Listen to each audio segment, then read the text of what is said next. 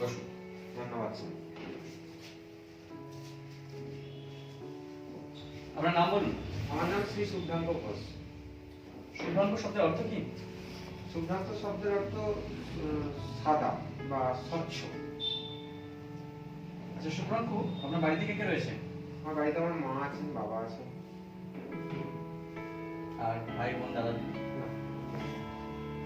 আচ্ছা আপনি ইংলিশে বলুন তো, আমি আমার বাড়ির একমাত্র সন্তান, একটা ট্রান্সলেট করুন। আপনি তো চেষ্টাই করলেন না, শুনতে হচ্ছেন না বলছি, আপনি চেষ্টা করুন। আমি আমার বাড়ির একমাত্র সন্তান, বাংলা থেকে ইংলিশে করার চেষ্টা।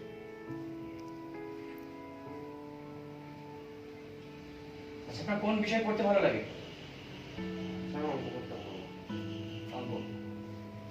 সিদ্ধার্থের সূত্রটা বলুন।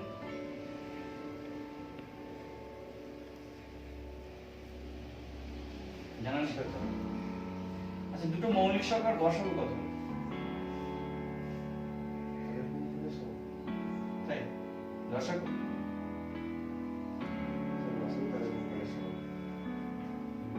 আচ্ছা আপনার বায়োডাটাতে দেখছি যে আপনি বিটেক করেছেন। বিটেক থেকে হঠাৎ করে এই ফায়ার অপারেটিং সার্ভিসের জন্য কেন আবেদন করেছেন? আমার ছোট থেকে একটা ইচ্ছে আছে যে আমি দেশের জন্য বা ওই সমাজের জন্য কিছু না কিছু কাজ করি। তো আমি সেই জন্য অনেক পরীক্ষাও দিয়েছি। তো আমার সেই জন্য আমার ফায়ার অপারেটরের কাজটা আমার মনে হলো যে আমি সমাজের জন্য অনেক কিছু করতে পারবো, সমাজের মানুষের পাশে দাঁড়াতে পারবো। সেই জন্যই আমি। আচ্ছা আপনি কম্পিউটার সম্পর্কে বা ইলেকট্রনিক্স সম্পর্কে পড়াশোনা করেছেন, তো কম্পিউটারের বিভিন্ন জেনারেশন সম্পর্কে কিছু বলতে পারবেন? ফিফথ জেনারেশন, ফোর্থ জেনারেশন, কিভাবে কম্পিউটার ডেভেলপ করলো? না স্যার, এই বিষয়ে আপনার জন্মদিন কবে? আমার 3/7/1965। আচ্ছা জন্মদিনে আপনি কি করেন সচরাচর? জন্মদিনে আমি সকালবেলা ঘুম থেকে উঠি, উঠে মা পূজা টুজা দেন, মা বাবাকে প্রণাম করি, তারপরে আমাদের সংস্থায় যাই। তো সংস্থা থেকে আমরা চেষ্টা করি যে সেই দিন কিছু না কিছু কাজ করতে সমাজের জন্য। আচ্ছা আপনি সামাজিক কাজ ভালোবাসেন?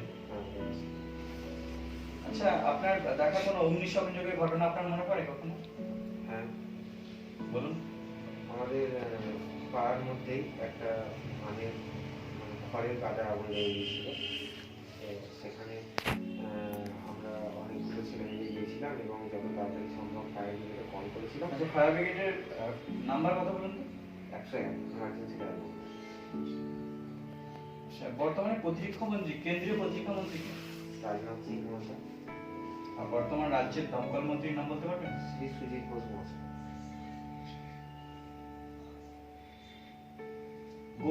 গৌতম বুদ্ধ, যিনি বৌদ্ধ ধর্ম প্রচারক, ওনার জন্ম কবে?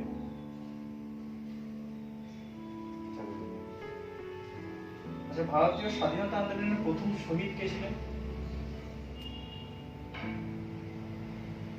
ক্ষুদিরাম বসু। আচ্ছা বলুন আমাদের আগুন জ্বালাতে সহায়কারী গ্যাসের নাম কি, আর আগুন নেভাতে সাহায্যকারী গ্যাসের নাম? আগুন জ্বালাতে সাহায্য করে অক্সিজেন, আর নেভাতে সাহায্য করে কার্বন ডাই অক্সাইড। দেখেন ফায়ার অপারেটর সার্ভিসে কি কি সেফটি কিট বা সেফটি প্রসিডিওর মানা দরকার? একজন ফায়ার অপারেটরকে 3টে সেফটি কিট দেওয়া হয়। একটা তাদের জুতো, একটা হেলমেট এবং তাদের একটা পোশাক। যে পোশাক তাদের গোটা শরীর আবরণ আবৃত থাকে, যে পোশাক তারা। আপনার বাড়ির কাছাকাছি ফায়ার অফিস কোথায় রয়েছে? আপনি নির্বাচক অফিস জানান। গেছেন কখন ওখানে? না, ওখানে কোনোদিন যাই। তো ফায়ার ব্রিগেড বিষয়ে যদি আপনি জয়েন করেন, আপনাকে তো 24 ঘন্টা ডিউটি করতে হবে যে কোনো সময়। তো এতে আপনার সাংসারিক জীবন বা পারিবারিক জীবন কি বিঘ্নিত হবে বলে মনে হয়? না, আমার মনে হয় না সেভাবে বিঘ্নিত হবে।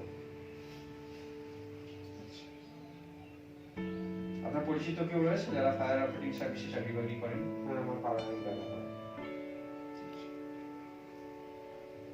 আপনি ফায়ার অপারেটিং সার্ভিসে ধরুন জয়েন করলেন, তো বাড়িতে রয়েছেন, সেই অবস্থায় আপনাদের গ্রামে একটা অগ্নিসংযোগ করলো, সেই মুহূর্তে আপনি কি করবেন?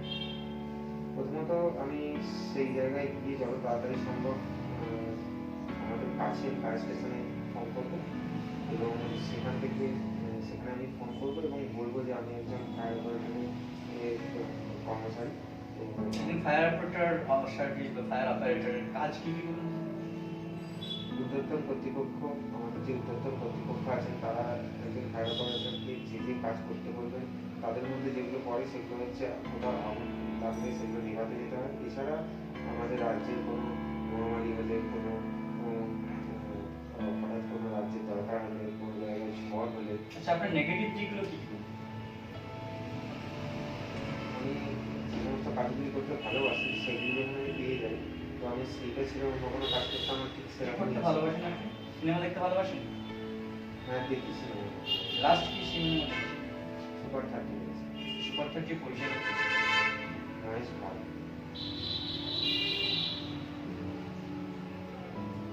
আচ্ছা, আপনার জন্য শেষ প্রশ্ন, আপনি চাকরিটা না পেলে কি করবেন?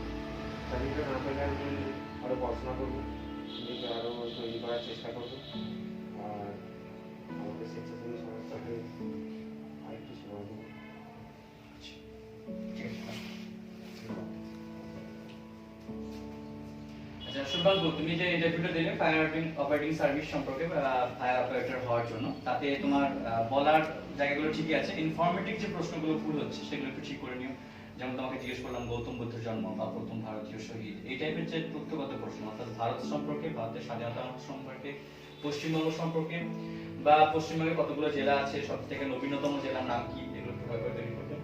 আর স্টেট ক্যাবিনেট, সেন্ট্রাল ক্যাবিনেট এবং ইম্পর্টেন্ট পোস্ট, এই তিনটে জায়গা ভালো করে খেয়াল রাখবে। আর চাকরি পেলে কি করবেন, না পেলে কি করবেন, বা ফায়ার অপারেটিং সার্ভিসের কাজ কি, বা সেফটি কিট কি আছে, এগুলো যেগুলো বলছি মোটামুটি ঠিকই রয়েছে। গলার ভ্যালুটা একটু বাড়াতে হবে। আর তার সাথে তোমার যে প্রশ্ন যখন বলছো সেটা অনেকটা রেডিমেড লাগছে, তো সেটা একটু আর্টিফিশিয়ালি না হয়ে ন্যাচারাল ওয়েতে বলার চেষ্টা করবে। বাড়িতে আরেকটু অভ্যেস করবে যাতে করে তোমার এই প্রত্যেকটা প্রশ্নের উত্তর অনেকটা ন্যাচারাল মনে হয়। এখন মনে হচ্ছে যে কিছু প্রশ্ন উত্তর দিয়েছো যেগুলো তথ্যগত, সেগুলো কিছুটা পারছো না, আর যেগুলো বিষয়গত প্রশ্ন সেগুলো তুমি পারছো বাট অনেকটা রেডিমেড লাগছে। আর ইয়েস নো বা হাসির সাথে উত্তর দেওয়া, এগুলো একটু করতে হবে। তোমার যে কথা বলার ভঙ্গিমা ওটা ন্যাচারাল ওয়েতে আনতে হবে অনেকটা, স্মাইলের সাথে। তুমি যেটা জানো না সেটাও সরি স্যার জানা নেই। তোমাকে একটা ট্রান্সলেট জিজ্ঞেস করলাম, তোমাকে ট্রান্সলেটটা আমি জিজ্ঞেস করা শেষ করেছি জাস্ট তখনই তুমি বলেছো আমি পারবো না, তুমি চেষ্টাটাই কিন্তু করলে না, তো একটু চেষ্টা করা দেখাতে হবে। আর হচ্ছে যে কোনো প্রশ্ন, কোনো মন্ত্রীর নাম যখন বলছো তার আগে মাননীয় বা মহিলা হলে মাননীয়া, এগুলো একটু যোগ করবে। বাকি ওভারঅল ইন্টারভিউর জন্য যেটুকু দরকার সেটা কনফিডেন্সটা গ্রো করা, কনফিডেন্সটা তোমার ঠিকই রয়েছে, বাট প্রশ্নগুলো আর্টিফিশিয়াল বা রেডিমেড না হয়ে ন্যাচারাল ওয়েতে বলার চেষ্টা করবে উত্তরগুলো। বাকি তোমার ফায়ার অপারেটিং সার্ভিস সম্পর্কে ডায়াল নাম্বারটা তুমি বলতে পেরেছো, সেটা পজিটিভ দিক। তোমাকে জিজ্ঞেস করা হয়েছিল যে তুমি বিটেক থেকে কেন এই লাইনে আসছো, এর যে ব্যাখ্যা দিয়েছো ওটাও ঠিক ছিল, খুব একটা অসুবিধা হয়নি, বাকিগুলো তোমার সবই ঠিক আছে। আর জাতীয় জরুরি অবস্থা আর কি কি রয়েছে এই ব্যাপারগুলো তোমাকে আরো ডিটেলস বলতে হবে, বা আমাদের যে বন্যা বিপর্যয় বা খরা বিপর্যয়, ভূমিকম্প বিপর্যয়, বা এই যে কোভিড সিচুয়েশন যারা এগুলো কিন্তু মানে আমাদের হেলথ যে সেটাও কিন্তু জরুরি, আমাদের যে পুলিশ ব্যবস্থা এটাও জরুরি। এবং জরুরির সাথে তোমাকে এই জাতীয় জরুরি যে অবস্থা বা জাতীয় জরুরি অবস্থা এর আগে কখন ঘোষণা হয়েছিল কিনা, বা এক্সাম্পল দিতে বলা হলো যে ফায়ার অপারেটিং সার্ভিসের তোমার নিজের জীবনে কখনো এরকম অগ্নিসংযোগ ঘটেছে কিনা, এগুলো একটু ব্রিফলি আনসার দেওয়ার চেষ্টা করতে হবে। আর তথ্যগত প্রশ্ন যেগুলো বললাম, সায়েন্সের প্রশ্ন তোমাকে জিজ্ঞেস করা হতে পারে, যেহেতু তুমি সায়েন্স ব্যাকগ্রাউন্ড থেকে বিলং করো, সেই হিসাবে সায়েন্সের প্রশ্ন যেগুলো বলা হয়েছিল, তোমাকে বলা হলো সম্ভবত CO2 আর O2 এই মানে আগুন জ্বলতে সাহায্যকারী গ্যাস এবং আগুন নেভাতে সাহায্যকারী গ্যাস, ঠিকই বলছো, অসুবিধা নেই। আর তোমার যে সাবজেক্ট ইলেকট্রনিক্স অ্যান্ড কমিউনিকেশন, ওখান থেকে প্রশ্ন হতে পারে। কম্পিউটারের জেনারেশন সম্পর্কে প্রশ্ন করা হয়েছিল, ওগুলো আনসার দেওয়া উচিত ছিল তোমার। ঠিক আছে, ওভারঅল এখন তুমি যেটুকু প্রিপারেশন নেবে, তোমাকে ইন্টারভিউর জন্য যে স্টাডি মেটেরিয়ালস গুলো দেওয়া হয়েছে সেটা ভালো করে পড়বে, এবং আরো 2-4টা ইন্টারভিউ দেবে, ডেমো ইন্টারভিউ বারবার অভ্যাস করো। আর একদম মেন যে ফিগার, নাম কি, নামের অর্থ কি, ওই নামে বিখ্যাত ব্যক্তিত্ব, বা তোমার যে বললে যে আমার জন্মদিনে এত জন্মদিনের সচরাচর কি করো, তুমি এই ধরনের কথা বলতে পারো যে জন্মদিনে আমি সচরাচর একটি করে গাছ লাগাই। ঠিক আছে, এটা একটা পজিটিভ থাকতে পারে। তারপর তোমার নেগেটিভ দিকগুলো বা পজিটিভ দিকগুলো এগুলো সুন্দর করে লিখে একটু তৈরি করবে, কিন্তু বলার সময় কিন্তু এরকম রেডিমেড করলে হবে না, যেন মনে হয় ভিতর থেকে এখনই বলছে, এরকম একটা অ্যাটিটিউড ফুটে ওঠে। পেপারটা পড়বে প্রত্যেকদিন, সম্পাদকীয় কলমে পড়বে, পেপার থেকে আপডেট থাকবে, যেদিন ইন্টারভিউ দিতে যাবে সেই দিন পেপারটা পড়ে রাখবে, পেপারের হেডলাইন্স গুলো অনেক সময় জিজ্ঞেস করা হয়, যে পেপার পড়েছো সেই পেপারের সম্পাদকের নাম অনেক সময় জিজ্ঞেস করা হয়। এছাড়া তোমাকে স্টেট ক্যাবিনেট, সেন্ট্রাল ক্যাবিনেটের সাথে সাথে লোকাল যে অ্যাডমিনিস্ট্রেশন, অর্থাৎ এমপি নাম কি, এমএলএ নাম কি, যে জেলায় বাস করো সেই জেলার কবে ভাগ হলো, বা সেই জেলার ডিএম এর নাম কি, এসপি নাম কি, সেখানে ফায়ার অ্যাপ্লিং সার্ভিস কোথায় রয়েছে, হেড দপ্তর কোথায় রয়েছে, এই ধরনের প্রশ্ন কিছু তোমার হতে পারে।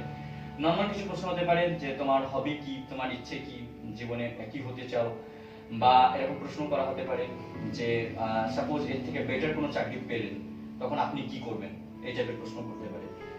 আর একদম প্রথমের দিকে যে কিছু প্রশ্ন আছে সেটা হচ্ছে আপনার যে জেলা, সেই জেলায় কি কি বেড়াতে যাওয়ার জায়গা আছে বা পর্যটন স্থান কি কি রয়েছে, আপনার বাড়িতে কে কে রয়েছে, আপনি এখন কি করেন, এই টাইপের প্রশ্নগুলো ব্রিফলি আনসার করতে হবে। বাকি মোটামুটি সব ঠিকই আছে। ওকে, ঠিক আছে।